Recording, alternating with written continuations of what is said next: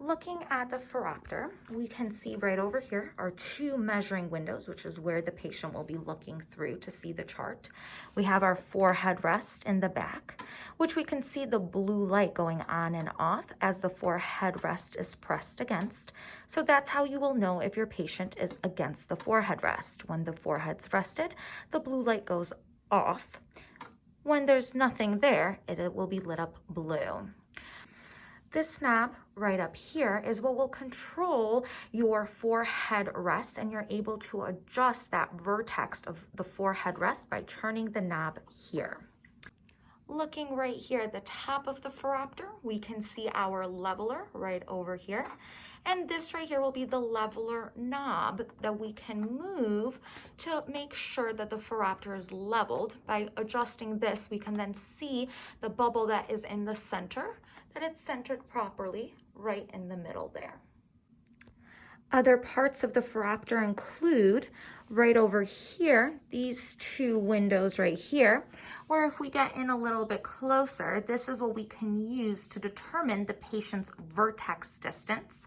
This right over here, on the other hand, is just a light. This is the light that will turn on when we readjust the Phoropter to use it for near testing. The RT5100 also has the near point rod right here that we can just bring down easily, and the knob up here to be able to readjust the working distance of our near point card. Now let's review the different components of the control box itself. Here at the top of the control box, we have our mode keys that we can use for sphere, cylinder, axis, add power, checking VAs, and pupillary distance. Down here, we have our eye selection buttons, right eye, binocular, and left eye. To obtain unaided VAs, lensometer reading, auto refraction, to get the subjective refraction, and then finally final, which will get our final refraction, as well as allow us to measure our final VAs as well. In the center is our control knob that we can turn clockwise or counterclockwise, as well as entry by pressing the center button. On the two sides, we have our JCC lenses that we may present.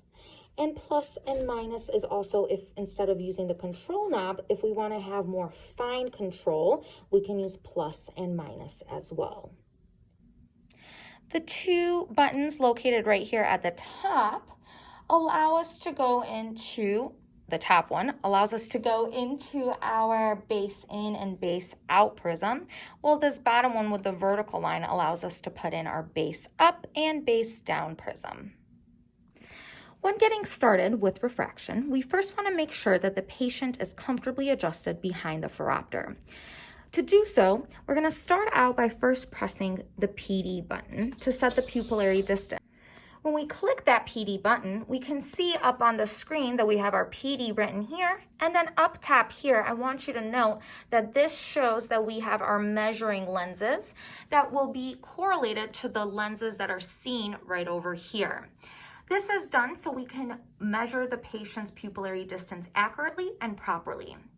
To adjust that pupillary distance, we will actually use the knob here to either move clockwise to decrease the pupillary distance or counterclockwise to increase the pupillary distance to make sure that the patient's eyes are centered by looking up at the measuring windows as well.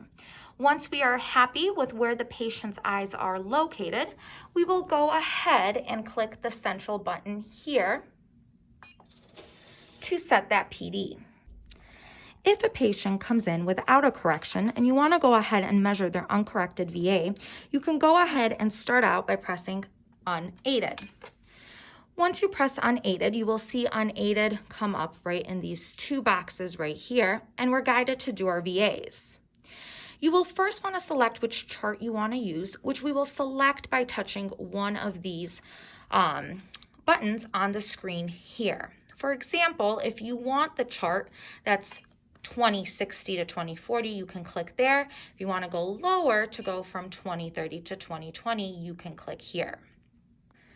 When you select one of these VA charts here, the VA chart will pop up on the bottom of your control box screen, as well as the same screen will be popping up on your VA chart. So you're seeing what the patient will be seeing. The other common buttons that we will use will actually be used by touching the control box display.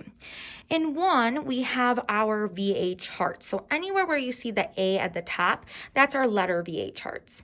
So for example, if I want a 2600 letter, I can press A 600, and now I have a 2600 letter, 2060 to 2040 VA chart. I can click there. There's a 2030 to 2020 option as well. We can also choose numbers, and we can also choose tumbling ease. If we click on to our second option, here we have other lenses that we can use as well. This will include symbols for kids. So now let's say I want to check the VAs for my patient, and my patient has no glasses with them, so we want to know the patient's unaided VA. I will first start by selecting one of my charts that I want to start with, and let's say I want to go ahead and start with the 2060 to 2040. Here it's displayed the 2060 to the 2040 lines, and on my screen here are those same exact letters that the patient is seeing that is also noticed here on my control display. So I select unaided here to obtain my patient's unaided VA. When I do that, some things to note is that one, the middle is selected right over here, indicating that we're going to be checking VAs binocularly, but also paying close attention to the top here. Up over here, the two white circles, and these two circles in general, indicate what type of lenses are located in my measuring lenses in the Phoropter itself. So when both are clear like that, that indicates that both the oculars are open. So let's say I want to start to check the VA in the right eye. I would go ahead and press R here. And when I press R, I want you to note that now the left eye is occluded. It's black. So when I look here as well, my left eye also correlates and is occluded. So I'm checking my VA of the right eye. To choose the value of the VA, I'm going to go ahead and use my up and down arrows here. Let's say my patient was able to see the 2040 line here. So I would go ahead and select 2040, but I'd also can press down again and see if the patient can get a better VA. Let's say the patient was able, I'll select this chart right up here now, so the patient can see the full chart. I would go right over here and select the 2025 line. Next, to check the left eye, I'd go ahead and press L right over here. Once again, noting that now my right eye is occluded, my left eye is open, which correlates once again to the Phoropter here. And once again, using my up and down arrows to select the best line that the patient can read. Let's say the patient could read 2030 there. And if I wanted to check binocular VAs, I could click binocular here. Now both my windows are open, and I can go ahead and select the patient's best VA. Let's say it was 2025.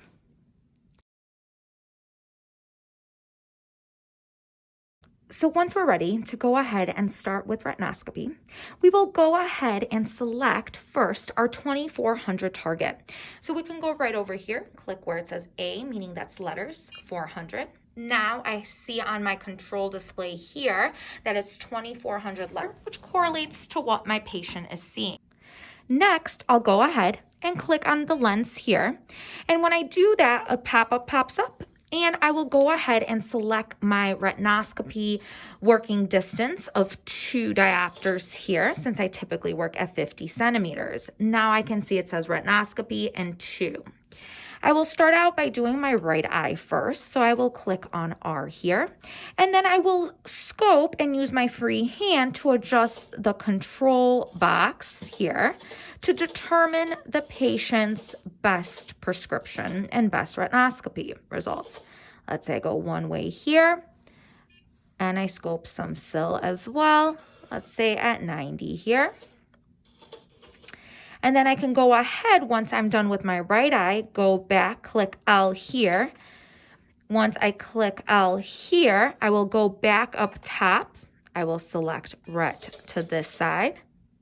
I'm done. I can click binocular here, and I can go ahead and remove my retinoscopy lens by clicking open.